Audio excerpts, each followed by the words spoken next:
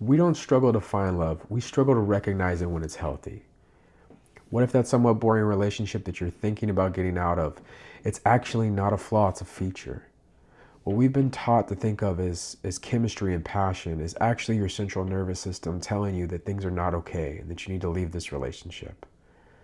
My name is Brian. I'm Brian the Psychology Guy, and welcome to Women's Wednesday. I'm on YouTube, I'm on Instagram, and I'm on TikTok. Please follow me at Brian the Psych Guy or Brian the Psychology Guy on YouTube. Today we're going to be looking at secure attachment and why that may seem boring, and why the things that we've been programmed to think that are awesome and romantic and passionate are actually the things that are worse for you. Now, when we look at secure attachment, what we're looking at is dopamine, which is the positive response and positive feelings, matched with oxytocin, which is the bonding hormone that your body puts out. And that is the ideal situation. When we look at the way that love has been propagated over time through romantic comedies and other things, we're looking at dopamine matched with cortisol. And that is not a good combination. That's stress. Boring relationships or what we consider boring relationships, are actually stable in foundation and allow for you to build excitement through new activities and new experiences. And that's actually true excitement. That's not stress. That's not your body telling you that things are going wrong and we need to leave. We've been programmed over time to think that romance and passion looks like romantic comedies. And what we're looking at when we actually look at romantic comedies or sonnets as far back as, William Shakespeare, we're looking at insecure, anxious attachments where people are on the edge of their seats, clinging to whether or not this person's going to be in their life again, right? Think of like She's Got Mail, the Tom Hanks movies and stuff. What you're looking at is people who are in denial about acknowledging their feelings for the other person in this sort of game that we play.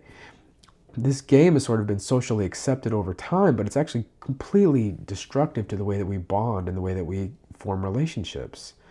So these movies and these books, they read really good and they're exciting and fun over the course of a 2 hour viewing session, right? But when we look at the reason why we don't see these sequels to these movies, right, is because these kinds of connections don't last. They're not ones that will be there into the near and distant future. If you did a viewing of like the sequels to a lot of these romantic comedies that we fall in love with and we think of are sort of passionate movies, we'll find that this relationship burns out very rapidly, or there's a domestic violence situation involved, and that's terrible, So when we look at stable relationships, they don't read very well over the course of 2 hours, right? But what they do look great is awesome over 20, 30 years. And why that is because things are dependable, right? These are the green flags that we often think we're talking about. We're not looking at, what a person's height is or how much money they make, right? We're looking at, do they do what they say they're going to do? When we have a disagreement, are they able to keep from escalating, or are they able to keep from shutting down, right? Are we able to have a mature conversation about disagreements? And another thing is, do I feel like I can be more of myself when I'm with this person? And that's a key point, right? Like, we need to be able to feel comfortable being ourselves around the person that we're going to be around for the foreseeable future, right? Red flags.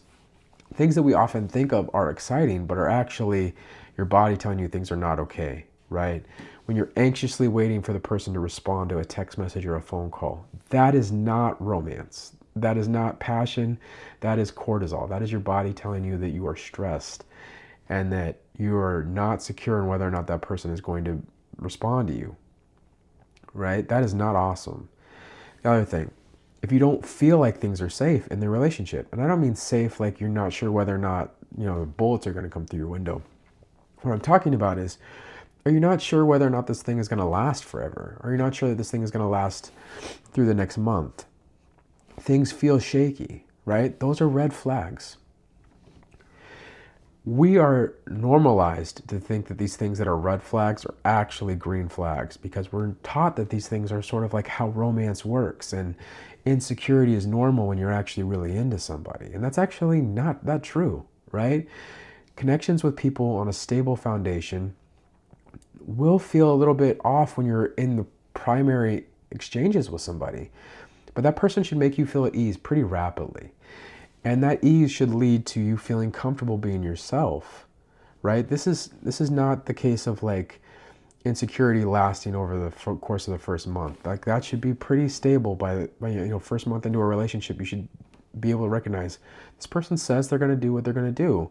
This person is responsive, not reactive, right? They listen to what I say and they're interested in the things that I'm interested in, but they're not, just reacting to everything that I do and say, and they're not getting defensive when I bring up concerns. These are things that may appear kind of boring, right? Because there's not the fireworks of arguments. There's not the fireworks of, oh, I don't know what's going to happen next. That is not awesome. That is not going to be conducive to a long-term relationship moving forward. So what we need to realize is we need to reframe what is romance. Romance is stability mixed with new experiences. That's how you get dopamine mixed with your oxytocin response. The dopamine is through the new experiences, and the oxytocin is through the connection that you already have and the one that you're building through these new experiences together. We want to avoid dopamine and cortisol, even though society has pre-programmed us to think that that's what romance is. You're not broken, you're human, and that's the best thing about you. But let's reframe it. Let's look for green flags and stay away from red flags, even if red flags feel like what's right.